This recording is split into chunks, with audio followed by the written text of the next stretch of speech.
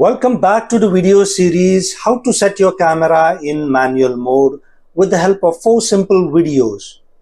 In this particular video, I am going to talk about ISO and why ISO is called the necessary evil. Hi, my name is Amol Patil and I am founder of Masterpics, a leading photography agency operating out of Mumbai. I am also a photography educator, and in the past many years I have taught more than 10,000 students in the art and science of photography. If I am not teaching, I am shooting. If I am not teaching and shooting, I am writing. Yes, I have authored a book, The Ultimate Guide to Photography Fundamentals. So without any further ado, let's dive into the topic of today's discussion.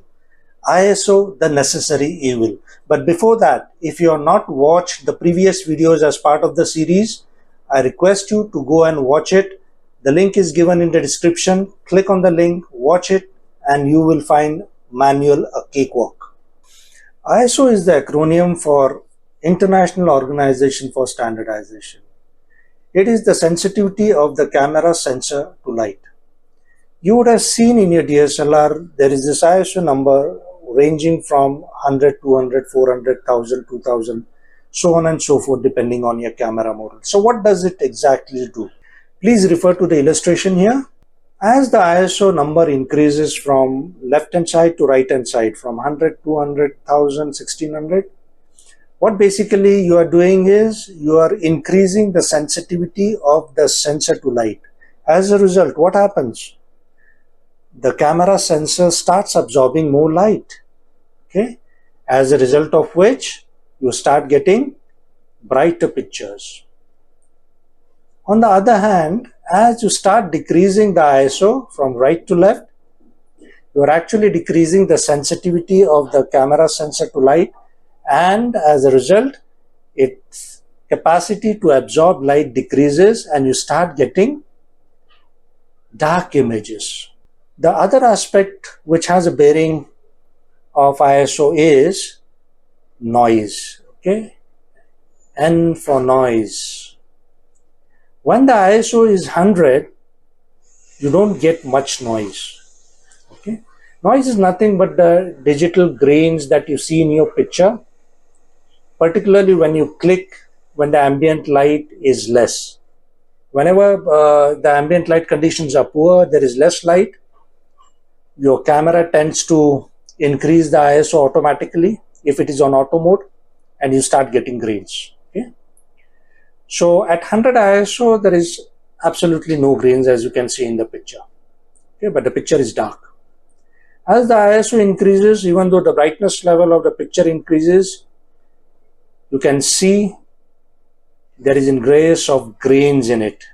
At 400 ISO, the grain increases. At 800, it is still more. And at 1600, it is even great. Okay? And basically these grains is going to ruin your picture completely.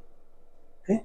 So as far as possible, you should try and restrict your ISO to a comfortable level where the grains or the noise, as we call it, is less in your picture. Okay? And therefore, I tend to call ISO the necessary evil. Why? Because there would be situations where you would need to bump up your ISO. Okay? You cannot do away with it. It's always better to have a picture, okay, even though it is a grainy one, than not have it at all. Okay, so that is the trade-off. See, this is the reason why I say you will need to bump up your ISO. When the ambient light conditions are pretty decent, like bright sunny conditions, ISO range of 100 to 200 is good enough. Okay. If there are some clouds in the sky, maybe you will have to increase it to 400. If it's too cloudy, then maybe 800. If it is a dim lit area inside the building room, 1600. Okay, so on and so forth. Okay. If it's a candlelit area, then maybe even 6400 would be too less. Mind you, these are just indicative numbers. You have to find what ISO is required depending on the ambient light conditions and the light meter reading that is shown in your camera. Okay. For all those people who are not aware about how to read your light meter, it is the following video that you should definitely watch. Now that we have learned about ISO theoretically, let's dive into our live mode and let me show you how ISO increases the grains and what are grains. You will be able to see a non-grainy image and a grainy image, and we'll compare both. So ladies and gentlemen, welcome back to the live mode. As you can see, I have connected my camera through this particular app which live streams all the action. So what the camera shoots, it's streamed live and you are able to see it on your screens. So the exposure triangle settings are all at your disposal in the left hand side panel. ISO, okay, shutter speed and aperture. So let me click two pictures here, one at low ISO which is 100 and another one is at maybe 50,000 or even more than that. Okay, so let's start with 100 ISO.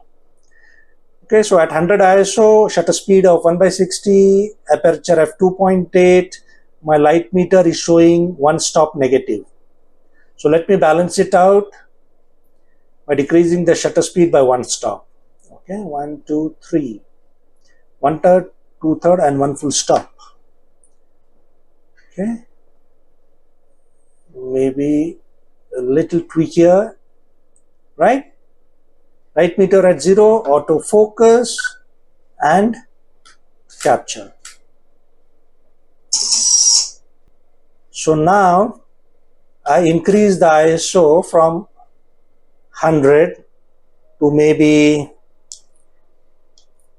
the maximum that is available on my camera, okay, which is high 2. Okay, let's go back into the live mode. So trust me, it is more than 15,000 ISO right now. Okay, and the light meter is already indicating positive. So let me balance it out. Okay, so increasing the f number, shutter speed, still no movement in the light meter. Yeah, right. So at shutter speed 1/2000, aperture f9 and ISO somewhere plus of 50,000, light meter is exactly at 0. So let me click the second picture, right? So I have clicked two pictures and they are transferring to my Lightroom, and here they are. One at, just pay attention to the ISO number 100. Okay, and this is the picture. Can you see any grains? This is with ISO 51,200. Can you see any grains? No. Let me just zoom in and you will be able to see the grains for yourself. Let's start with the picture with 100 ISO. Let me zoom in 100%. Okay, do you see any grains? Do you see any dots? Do you see any noise? Absolutely no. Okay, because low ISO. Check out the ISO 51,200 picture. Can you now visibly see the grains is my question, and the answer should be yes. Particularly you will be able to spot these grains in the shadow area, okay, behind the subject, right? And this is what a high ISO does to your picture. Let us compare side by side. Okay, so the picture on the right hand side is clicked at 100 ISO and therefore there is absolutely no grains, whereas the picture on the left hand side is clicked at a pretty high ISO, 51,200 to be precise, and you find it to be all grainy. So ladies and gentlemen, that is why I call ISO the necessary evil. So restrict your ISO number to a small number so that it doesn't impart grains and ruins your picture. If you like this video, don't forget to leave a thumbs up, comment. We would definitely like to seek your feedback. Subscribe to the channel to watch similar videos on photography. See you and happy clicking.